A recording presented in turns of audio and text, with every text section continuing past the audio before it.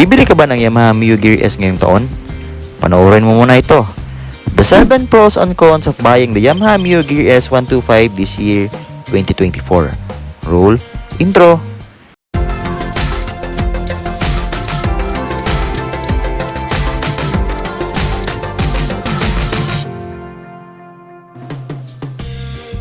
First impression with this scooter is premium ang kanyang design. Kita mo naman, sa upuan pa lang is stylish na agad na naka-brown seat with white stitches. Di siya bulky tingnan and I think bagay na bagay siya when handling in traffic areas kasi madali siyang isingit due to its compact and agile design. Before we proceed sa 7 pros and cons ng motor na ito ay let us first give the basic specs sa makina nito. This unit has a 125cc fuel injected engine, Blue Core technology, meaning less fuel but more power, with SMG for smoother sound, 4-stroke, single overhead cam, single cylinder na kayang mag-produce ng maximum power of 7.0 at 8,000 RPM and maximum torque of 9.6 Nm at 5,500 RPM. Naka-CVT belt transmission and naka-air-cooled cooling system. For a price of 84,400, but this price differs depende sa local dealers na Yamaha, ano? And now, let's proceed sa kanyang 7 cons to consider before buying this scooter. Again, these cons might not be an issue sa inyo, but for me, I really consider the 7 cons as an issues. Number 1 is the analog panel gauge. Don't get me wrong, pero may mga iba na okay sa kanila ang ganitong design, especially sa mga classic category. Pero mas maganda sana for its price, ginawa na nilang digital panel para mas more precise ang mga information. The second one is ang kanyang matagtag na suspension.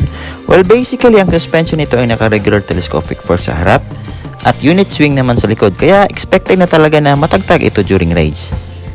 Number 3 is the rumored limited power. Though same engine with Yamaha Mio 125 and Travis 125, but this unit has rumored to have a limited power.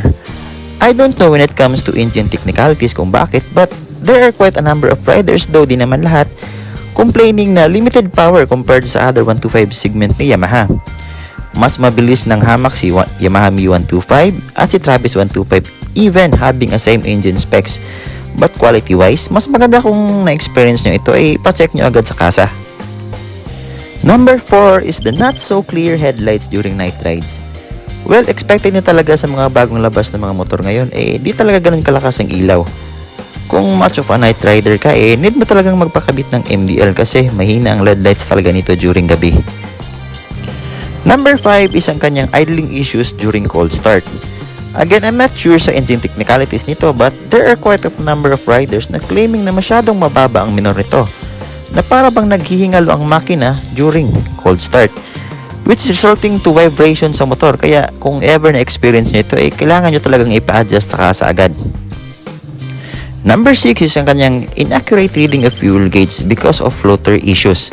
Now, this is really an issue for me kasi may kakilala ako na Mio Gear users and ginamit niya ang scooter nito for almost 100 km rides at naka full tank ito ha.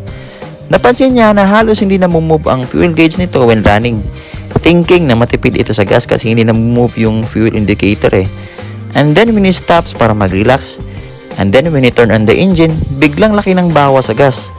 So the fuel gauge indicator is not that really reliable when it comes to long rides. So if ever kung na-experience niya ito, need nyo talagang ipunta sa kasa para ma-check nila agad. The last one is ang kanyang air-cooled cooling system.